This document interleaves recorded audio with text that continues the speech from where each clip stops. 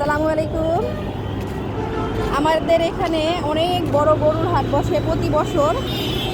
ওই কোণা থেকে মানে এটা রায়েরবাগ মেন স্ট্যান্ড, এইখান থেকে ওই পার এই পার মানে অনেক বড়, বিশাল বড়, একদম শনির একটা কাজলা যাত্রাবাড়ি পর্যন্ত অনেক বড় হাট বসে।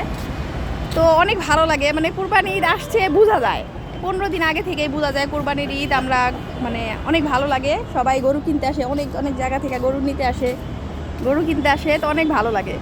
তো এবার আমাদের এখানে গরুর হাট বসে নাই, তার মানে তার জন্য আর কি বুঝতেই পারি না যে এবার কুরবানির আর মাত্র 2 দিন বাকি কুরবানির ঈদের। তো বুঝাই যায় না, মানে মনেই হইতেছে না যে এটা কুরবানির ঈদ। তো অনেক খারাপ লাগে, কারণ আমাদের ছোটো ছোটো বাচ্চারা ছাদে থেকে দেখে যে গরু, অনেক বড় বড় গরু, অনেক সুন্দর সুন্দর গরু, বা কতক্ষণ পর পর বাইরে যায় গরু দেখতে, আইসা বলে আম্মু অনেক সুন্দর গরু, অনেক বড় গরু, এত দাম এত দাম। তো অনেক ভালোই লাগে, কিন্তু মানে এইবার বুঝাই যাইতেছে না, আমাদের এখানে গরু অনেক থাকে, এবার কোনো গরুই নাই। মানে আমাদের এখানে এবার হাট বসে নাই, তার জন্য ভালো লাগতেছে না, মানে বুঝতেই পারতেছি না যে এবার কুরবানির ঈদ নাকি কোনো গরুই দেখি না।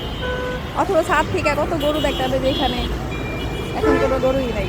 তো ভালোই লাগে না, এই অবস্থা। যাক, কি করার, কিছু করার নেই।